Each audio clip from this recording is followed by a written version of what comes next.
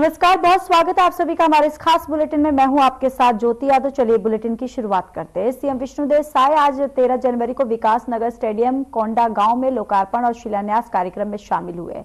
इस दौरान वे जिले को लगभग कुल 288 करोड़ 18,37,700 रुपए के 168 विकास कार्यों का सौगात दिए।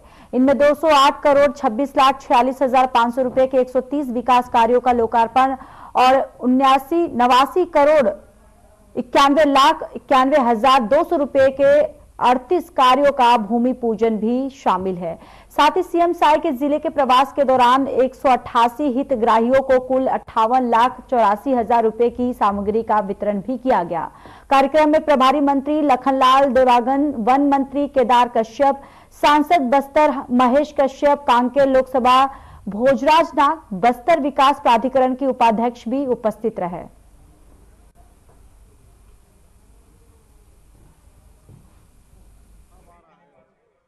सबसे पहले तो समस्त छत्तीसगढ़ वासियों और कोंडा गांव वासियों को अक्षरा भूमि की बहुत बहुत बधाई, शुभकामनाएं। और आज यहाँ पर 288 करोड़ के विकास कामों का लोकार्पण और भूमि पूजन कार्यक्रम संपन्न हुआ है। हमारे प्रदेश के मंत्री श्री केदार कश्यप जी, श्री लखनलाल देवांगन जी, सुश्री लता उसेंडी जी, हमारे सांसद महेश कश्यप जी और भोजराज नाग जी और विधायकगण नीलकंठ टेकाम की सब उपस्थिति में, हमारे संगठन लोगों की उपस्थिति में, अधिकारियों की उपस्थिति में ये कार्यक्रम बहुत अच्छे से संपन्न हुआ है।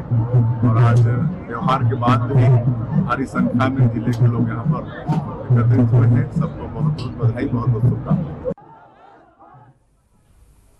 सीएम साय अपने दौरे पर रवाना हुए। इस दौरान उन्होंने मीडिया से चर्चा करते हुए छत्तीसगढ़ की जनता को मकर संक्रांति शुभकामनाएं दी। पत्रकार मुकेश चंद्राकर के परिवार को 10 लाख की सहायता सरकार देने जा रही है। इसके अलावा सरकार मुकेश चंद्राकर के नाम से पत्रकार भवन का निर्माण भी करवाने वाली है।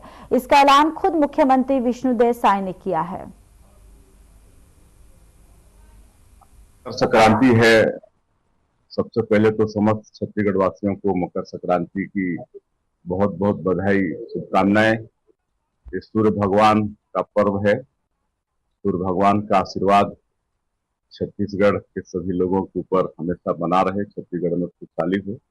और आज हम लोग बलरामपुर जा रहे हैं। आदरणीय हमारे श्री रामविचार नेताम जी प्रदेश के मंत्री हैं, हमारे प्रबोध विधायक हैं। और आज वहाँ जिला का जो नव निर्मित कार्यालय है भाजपा का, उसका लोकार्पण भी है और तातापानी महोत्सव का भी शुभारंभ है। बिल्कुल, उसके परिवार को 10 लाख रुपए की सहायता देंगे और उसके नाम से एक पत्रकार भवन का भी निर्माण कराएंगे। सर, नगरीय निकाय चुनाव को लेकर कांग्रेस ने कल एक आदेश जारी किया है। कहा है कि पार्षदों को अगर चुनाव लड़ना है तो 5 माह का जो वेतन वो जमा करना होगा, 55,000 रुपए के बाद। कांग्रेस पार्टी अब ये उनकी पार्टी क्या है, अब उसको लोग जाने। अब हम लोगों की पार्टी चुनाव के लिए पूरी तरह से तैयार है और अच्छी सफलता नगरीय निकाय में भी और त्रिस्तरीय पंचायती राज में भी भारतीय जनता पार्टी को मिलेगी।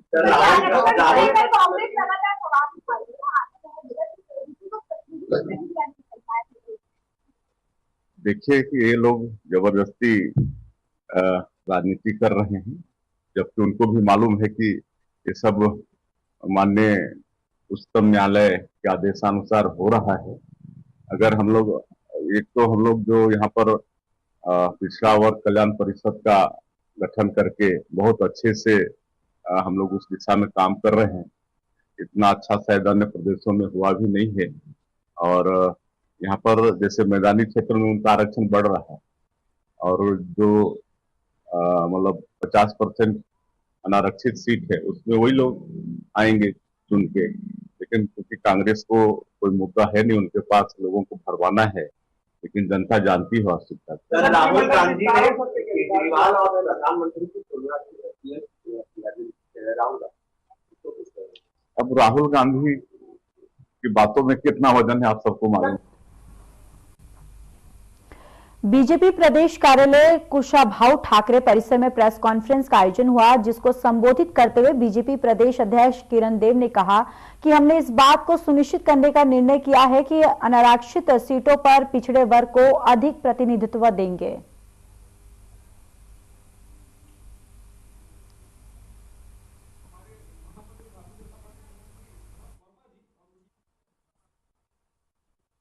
एक बहुत ही महत्वपूर्ण विषय पर हमारे आदरणीय उप मुख्यमंत्री, नगरीय निकाय मंत्री, हमारे पूर्व प्रदेश के अध्यक्ष आदरणीय अरुण साहू जी ने आप सभी को संबोधित किया। आज की इस प्रेस वार्ता में उन्होंने बड़े ही गंभीर और ऐसा विषय रखा है जिसकी सारे संवैधानिक व्यवस्थाओं के तहत और सारे अधिनियमों को, नगर पालिका पंचायतों के अधिनियमों के तहत और जो सर्वोच्च प्राथमिकता के साथ अन्य पिछड़ा वर्ग के आरक्षण के संबंध में लगातार और कांग्रेस पार्टी जो एक भ्रम का वातावरण फैला रही है पूरे प्रदेश में, और किस तरीके से विष्णुदेव साई जी की सरकार ने अन्य पिछड़ा वर्ग के अन्य राज्यों की तुलना में किस तरीके से आयोग का गठन करके और उन संवैधानिक बाध्यताओं को पूरा करते हुए और सर्वाधिक पिछड़े वर्ग ने पिछड़ा वर्ग के आरक्षण के विषय को संरक्षित किया है। जहां तक भारतीय जनता पार्टी के विषय की बात है, मैं आपके सामने ये स्पष्ट कर दूं, हम लोगों ने पिछले महत्वपूर्ण बैठक में भी इस बात को मैंने कहा था कि पिछले बार के आरक्षण के तहत भी अन्य पिछड़ा वर्ग का जो आरक्षण है और किसी भी प्रकार से भारतीय जनता पार्टी अन्य पिछड़ा वर्ग के आरक्षण में हितों को उनकी किसी प्रकार का भी हानि नहीं होने देगी, बल्कि हम सर्वोच्च प्राथमिकता के साथ। मकर संक्रांति का पावन पर्व है। मैं मकर संक्रांति की आप सबको बहुत बधाई और शुभकामनाएं देता हूं। छेरछेरा हमने मनाया है, मैं छेरछेरा पर्व की भी आप सबको बहुत बधाई और शुभकामनाएं देता हूं। आज हम सब एक ऐसे विषय को लेकर आपके बीच प्रस्तुत हुए हैं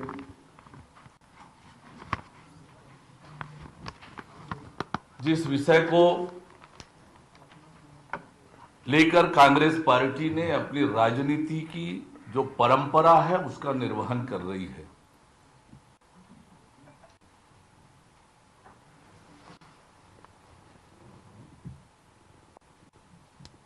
कांग्रेस पार्टी हमेशा से आरक्षण की विरोधी रही है, अन्य पिछड़ा वर्ग की विरोधी रही है। ये पूरा इतिहास बताता है। पिछले 2-3 दिनों से जिस प्रकार से कांग्रेस के नेता आरक्षण को लेकर भ्रम पैदा कर रहे हैं और न जाने कैसे कैसे शब्दों का इस्तेमाल कर रहे हैं, बवाल होना चाहिए ऐसे शब्दों का इस्तेमाल कर रहे हैं, तो ये कांग्रेस की जो परंपरा रही है उसी का ये निर्वहन ये कर रहे हैं। उस विषय पर जो संवैधानिक और कानूनी स्थिति है वो आप सबके सामने स्पष्ट करने के लिए हम आपके सामने प्रस्तुत हुए हैं।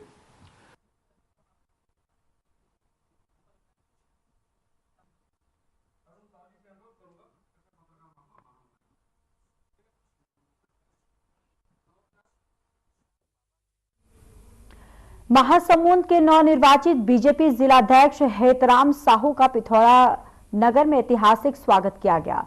बताते चले कि पिथौरा में हेतराम साहू पहली बार पहुंचे, जहां भाजपाइयों ने उनका जोरदार स्वागत किया। पत्रकारों के सवालों पर हेतराम साहू ने कहा कि पूरे महासमुंद जिले में बीजेपी नगरीय निकाय और पंचायत चुनाव में अपना परचम लहराएगी। वहीं किरण बघेल ने कहा कि कांग्रेसी लगातार भाजपाइयों को संविधान विरोधी बताकर भ्रम फैला रही है।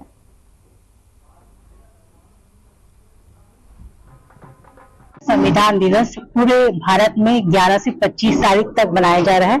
इसी के तारतम्य में छत्तीसगढ़ प्रदेश में भी यह गौरव सम्मान दिवस मनाया जा रहा है, जिसमें प्रदेश की टीम बनी है जिसकी मैं एक सदस्य हूं और रायपुर संभाग की प्रभारी होने के नाते पिथौरा महासमुंद जिले के दौरे पे आई हूँ। ये जो विषय है कि कुछ दिनों से हम देख रहे हैं कि कांग्रेस ये प्रयास कर रही है, एक नैरेटिव सेट करने का प्रयास कर रही है कि भाजपा संविधान विरोधी है, या ऐसा भ्रमक फैलाने का प्रयास कर रही है कि वो कहीं ना कहीं रक्षक है संविधान के। तो जबकि सच्चाई ये है कि बाबा साहब जी को अगर सम्मान मिला है तो भाजपा शासनकाल में हो, चाहे भारत रत्न देने की बात हो या उनके जन्मदिन को राष्ट्रीय अवकाश घोषित करने की बात हो, तो ये जो भ्रम फैलाने का प्रयास कर रही है कांग्रेस, इसी नैरेटिव को खंडन करने के लिए और जन जन तक ये संदेश पहुंचाने के लिए कि कहीं ना कहीं कांग्रेस हमेशा से बाबा साहब का अपमान करते आई है, उनका विरोध करते आई है, और अगर उनको सम्मान मिला है तो भाजपा शासनकाल में ही, तो ये बात को जन जन तक फैलाने के लिए। और ये जो संविधान है ये कभी भी भाजपा के लिए राजनीतिक विषय नहीं रहा, ये हमेशा से संवेदनशील और संवेदनाओं से भरा श्रद्धा का विषय रहा है। यही बात हम जन जन तक फैलाने का प्रयास करें, इसलिए ये अभियान चलाया जा रहा है। देखिए, भारतीय जनता पार्टी को मजबूत करने के लिए लगातार हम प्रयास कर रहे हैं और मेरे पिछले जितने भी जिला अध्यक्ष थे भारतीय जनता पार्टी के मजबूती के लिए काम किए हैं। मैं उन्हीं के रास्ते पे चलकर भारतीय जनता पार्टी को मजबूत करूंगा और हर बूथ में भारतीय जनता पार्टी का परचम लहराएगा। मेरा बूथ सबसे मजबूत को हम लगातार अभी तक करते हैं, उसको और मजबूती से करेंगे। भारतीय जनता पार्टी पूरे जिले में मजबूत होगा। नहीं, अभी ऐसा नहीं है कि कांग्रेसियों के साथ भाजपा ही देखा जाता है। भारतीय जनता पार्टी संगठन, मजबूत संगठन, अनुशासन में चलने वाली पार्टी है। भारतीय जनता पार्टी सदैव अनुशासन का डंडा चलाती आई है। अगर ऐसा कोई करता है तो उनके ऊपर अनुशासन का डंडा चलेगा, क्योंकि भारतीय जनता पार्टी के लिए मैं एक बड़ा उदाहरण हूं कि मैं युवा मोर्चा के मंडल अध्यक्ष से आज भारतीय जनता पार्टी जिला अध्यक्ष का दायित्व दिया गया है। तो भारतीय जनता पार्टी में काम करने वाले कार्यकर्ताओं की परख है और उनको जवाबदारी दी जाती है। वैसे ही मेरे सारे कार्यकर्ता मजबूती से काम करते हैं, भारतीय जनता पार्टी के लिए समर्पित है और ऐसे हजारों हमारे इस महासमुंद जिले में लाखों की संख्या में कार्यकर्ता है।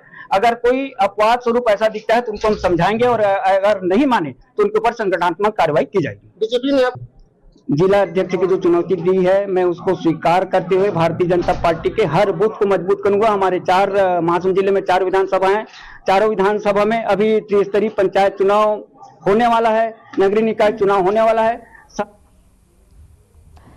तो चलिए आगे बढ़ते। रायपुर से इस वक्त की बड़ी और अहम जानकारी सामने आ रही है। रायपुर से इस वक्त की बड़ी खबर, जहां शहर जिला कांग्रेस कमेटी की बैठक हुई है। प्रदेश अध्यक्ष दीपक बैज ने बैठक की है।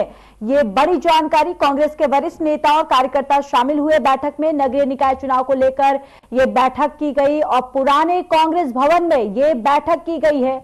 तो देखिए, पुराने कांग्रेस भवन में ये बैठक की गई है। नगर निकाय चुनाव को लेकर ये बैठक की गई। रायपुर से इस वक्त की ये बड़ी खबर, देखिए ये तस्वीरें भी आप तक साझा कर रहे हैं। ये लाइव तस्वीरें, जहां पर बैठक की ये तस्वीरें हम आपको दिखा रहे हैं, जहां पर पुराने भवन में कांग्रेस की ये बैठक की गई है, जहां कांग्रेस के वरिष्ठ नेता जो हैं और कार्यकर्ता इस दौरान इस बैठक में मौजूद रहे। चलिए अब खबरों में आगे बढ़ते हैं। अभनपुर थाना क्षेत्र अंतर्गत रिश्तों को शर्मसार कर देने वाला एक मामला सामने आया है, जहां चचेरे भाई ने अपनी 9 साल की बहन को अपनी हवस का शिकार बनाया। दरअसल आरोपी 20 साल का एक युवक है, जो पीड़िता का दादा के रिश्ते से चचेरा भाई लगता है और आरोपी ने पीड़िता को बहाने से घर में बुलाया था, जहां उसने दुष्कर्म की घटना को अंजाम दिया।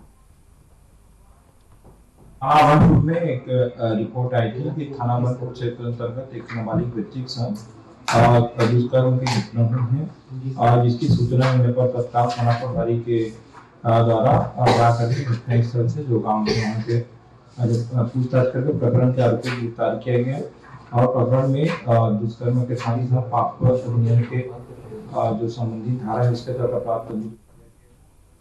भोपाल से प्रदेश अध्यक्ष वीडी शर्मा का बयान सामने आया है, जिसमें उन्होंने कहा कि एमपी में संगठन पूर्व ऐतिहासिक रहा। संगठन वर्ष पर्व 2024 के तहत संवाद और समन्वय के साथ हमारी पद्धति और अनुरूप जिलों के अध्यक्षों के निर्वाचन की प्रक्रिया जारी है और आगामी 2 से 3 दिनों से सभी जिलों के अध्यक्ष की निर्वाचन प्रक्रिया संपन्न होगी। और साथ ही क्या कुछ कहा, आइए आपको सुनवाते हैं। होंगी उस देखिए, इसके बारे में आपको ध्यान में होगा कि जब माननीय शिवराज सिंह चौहान नर्मदा सेवा यात्रा में, मैं तो संगठन का इंचार्ज था, जब हमने नर्मदा के किनारे 1 किलोमीटर तक कोई शराब की दुकानें नहीं होंगी, उस निर्णय का पूर्ण परिपालन भारतीय जनता पार्टी की सरकार ने किया था। आज माननीय मुख्यमंत्री के इस निर्णय को मैं अप्रिशिएट करता हूं। बीजेपी के प्रदेश कार्य समिति द्वारा विदिशा जिले के कार्रवाई के पूर्व जिला पंचायत सदस्य महाराज सिंह दांगी को बीजेपी का नया जिलाध्यक्ष घोषित किया गया है। बीजेपी जिलाध्यक्ष के नाम को लेकर बीजेपी प्रदेश कार्यालय में लंबे समय से विचार और मंथन का दौर चल रहा था और इसी क्रम में रविवार को ये मंथन जो है ये पूरा हुआ। और हमारे विधायक लोगों से चर्चा करके जल्दी से जल्दी गठन की कोशिश करेंगे और टीम में निष्ठावान कार्यकर्ता, मेहनती काम करने वाले, अच्छे छवि वाले लोगों को मौका दिया जाएगा। संगठन में प्राथमिकताएं क्या रहेगी? संगठन में पार्टी ऊपर से जो बताएगी गाइडलाइन भाई साहब को प्राथमिकता। शिवपुरी जिले की पिछौर पुलिस ने गाड़ियों पर बिना अनुमति के होटल सायरन लगाने वालों के खिलाफ चालानी कार्रवाई की है और पिछौर एसडीओपी प्रशांत शर्मा ने बताया कि वरिष्ठ अधिकारियों के निर्देश पर यह कार्रवाई की जा रही है। उन्होंने बताया कि जो व्यक्ति अपात्र है और उसके पास किसी भी प्रकार का होटल लगाने के लिए अनुमति पत्र नहीं है, ऐसे वाहनों को उस पर चालानी की जाएगी। ये वरिष्ठ अधिकारियों के निर्देशन पर कार्रवाई की जा रही है और इसी के तारतम्य में आज पिछौर पुलिस के द्वारा बाचौर चौराहे पर चेकिंग लगाई गई है। जो भी गाड़ियों में हूटर लगे हुए हैं तो उनसे पहले उनकी अनुमति मांगी जा रही है। यदि अनुमति नहीं हो रही तो हूटर निकाले जा रहे हैं और उनका चालान काटा जा रहा है। तो यह कार्रवाई अभी लगातार जारी रहेगी। हमारा इंदौर में एक मंदिर को शादी के लिए किराए पर देने की बात सूबे की सियासत में चर्चा का विषय बन गया है। कांग्रेस ने बीजेपी पर वार करते हुए कहा कि धर्म के ठेकेदार अब मंदिरों को भी किराए से देने लगे हैं। बीजेपी के शासनकाल में मंदिर को शादी के लिए किराए से देना बहुत ही कलम परंपरा है और शादी के लिए ये किराए पे मंदिर देना ये बहुत ही दुख की बात है। देखिए, हमारे मुस्लिम समुदाय के उलेमा कह रहे हैं कि बच्चे पैदा करो। हमारे सनातन धर्म के वो साधु जो ब्रह्मचारी हैं, निवृत्ति मार्ग पर हैं, वो कह रहे हैं कि बच्चे पैदा करो। 1008 परम पूज्य जैन मुनि प्रसन्न सागर जी महाराज कह रहे हैं कि बच्चे पैदा करो। आरएसएस के प्रमुख कह रहे हैं कि बच्चे पैदा करो। भारत की जनसंख्या 140 करोड़ हो चुकी, 150 करोड़। विदिशा में मकर संक्रांति का त्योहार श्रद्धा भाव से मनाया जा रहा है। सभी भक्तों ने बेतवा नदी के बड़ वाले घाट सहित विभिन्न घाटों पर आस्था की डुबकी लगाई है। मकर संक्रांति पर पवित्र नदी में स्नान करने से मोक्ष की प्राप्ति होती है और इसके बाद भगवान की पूजा करके गुड़, तिल और अन्य सामग्री जो है वो दान की जाती है। सभी को शुभकामनाएं। आज मकर संक्रांति के अवसर पर हमारे सभी श्रद्धालुओं को हमने दी है। मकर संक्रांति का ये पावन पर्व सभी के जीवन में खुशहाली, उत्तम स्वास्थ्य और सभी के घर में मंगल लेकर आए, यही भगवान से प्रार्थना की है। सबका आज तिल और गुड़ का अति महत्व है। सभी को प्रसादी के रूप में तिली के लड्डू वितरण करके ये सभी धार्मिक आस्था और भावनाओं से मनाने वाले ये पर्व को हमने सभी ने हर्षोल्लास के साथ मनाया। आज जो पर्व काल है, आज मकर संक्रांति 14 जनवरी है। माघ का महीने में आज प्रथम तिथि, आज परमा के दिन जो आज जो भोमवार से मंगलवार से को आज जो है आज आंकी गई है मकर संक्रांति। मकर राशि में सूर्य नारायण जाने से मकर संक्रांति पर पड़ती है। माघ के महीने में करोड़ गुना 145 साल बाद माघ के महीने में आज जो है आज जो पर्व काल में मकर संक्रांति आकी गई है। पर्व में आज जो कुंभ का स्नान, प्रयागराज के स्नान से आज हमारे बेतवा नदी पे भीड़ भाड़ कुछ कम आकी गई है। प्रातः काल शाहजहाँपुर योग वेदांत सेवा समिति संत श्री आशाराम जी बापू आश्रम शाहजहाँपुर द्वारा नगर में विशाल हरिनाम संकीर्तन यात्रा का आयोजन किया गया। इस यात्रा में नगर वासियों को 14 फरवरी के दिन वैलेंटाइन डे नहीं अपूती मात्र पूजन दिवस मनाने का आह्वान किया गया। संकीर्तन यात्रा में शाहजहाँपुर नगर और समीप गांव के लगभग 300 साधक भाई बहन एकत्रित हुए। विशाल संकीर्तन यात्रा संघ के आश्रम जी बापू जी के सानिध्य में निकाली जा रही है, जो 14 फरवरी को महाराष्ट्र पूजन दिवस पूरे देश में मनाते हैं। हमारी पाश्चात्य संस्कृति आज होने को गिरती जा रही है और मीनाक्षाई में गिरती जा रही है। तो वैलेंटाइन का विरोध करते हुए हम मातृ दिवस के उपलक्ष्य में ये विशाल संकीर्तन यात्रा निकाल रही है। इसके आसपास के समस्त क्षेत्र से गाँव पधारे हैं, गाँव वाले नागरिक, और ये विशाल यात्रा निकाली जा रही है। कहाँ से कहाँ तक निकाली जा रही है यात्रा? ये महाराज जिसमें मंदिर प्रांगण से चालू होती हुई नई सड़क चौक बाजार में वापिस रौड़ेश्वरी मंदिर में पूर्ण होती होगी। उसके बाद बापू गोदना धान मंडी में किसानों से पैसों की अवैध वसूली की जा रही है, जिसका वीडियो सोशल मीडिया पर जमकर वायरल हुआ है। बताते चले कि धान खरीदी के नाम पर किसानों से पैसों का डिमांड किया जा रहा है।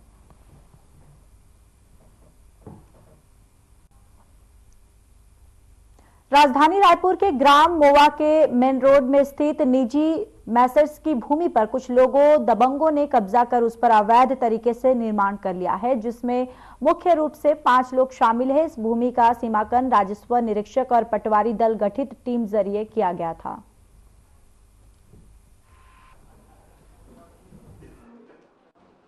ये मामला सिर्फ जमीन का है भैया, और ये हमारी जमीन है। इस पे क्या है, रिकॉर्ड से ज्यादातर कंस्ट्रक्शन हो गया है। ये 2 मुद्दे हैं मेन।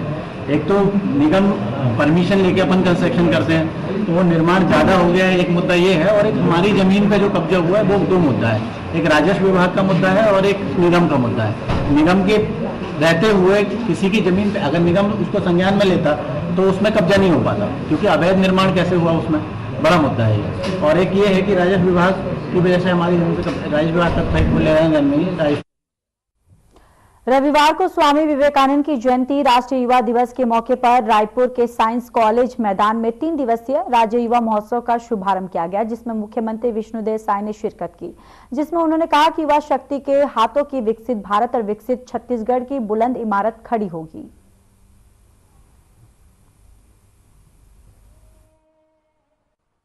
युवा महोत्सव का प्रारंभ हुआ है। निश्चित रूप से छत्तीसगढ़ और छत्तीसगढ़ के 1 साल की यात्रा में जो अद्भुत काम हुए हैं उसकी भी झांकी होगी।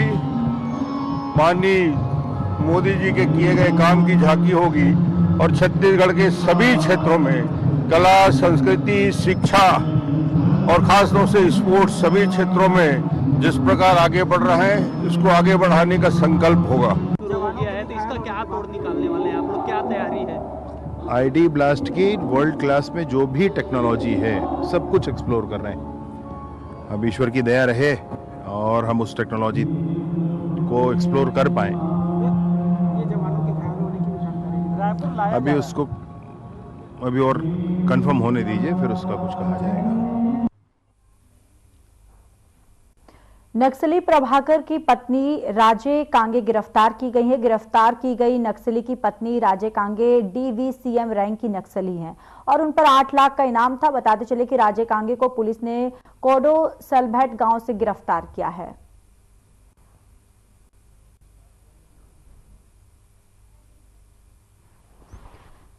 तो देखिए, कांकेर से खबर है जहां पर पुलिस को एक बड़ी कामयाबी जो है वो हाथ लगी है। दरअसल नक्सली की पत्नी को यहां पर पुलिस ने गिरफ्तार कर लिया है और इस राजे कांगे जो नक्सली उनकी पत्नी का नाम है और उनपे 8 लाख का इनाम जो है वो घोषित था। तो यहाँ पर देखिए पुलिस को एक बड़ी सफलता जो है हाथ लग गई है और इस नक्सली प्रभाकर पहले ही गिरफ्तार हो चुके थे और अब देखिए इनकी पत्नी जो है इनकी भी गिरफ्तारी हो गई है। तो यहाँ पर पुलिस की जो कार्रवाई है लगातार की जा रही है। फिलहाल इस बुलेटिन में इतना ही। बाकी देश और दुनिया की तमाम बड़ी खबरों के लिए जुड़े रहिए हमारे साथ। नमस्कार।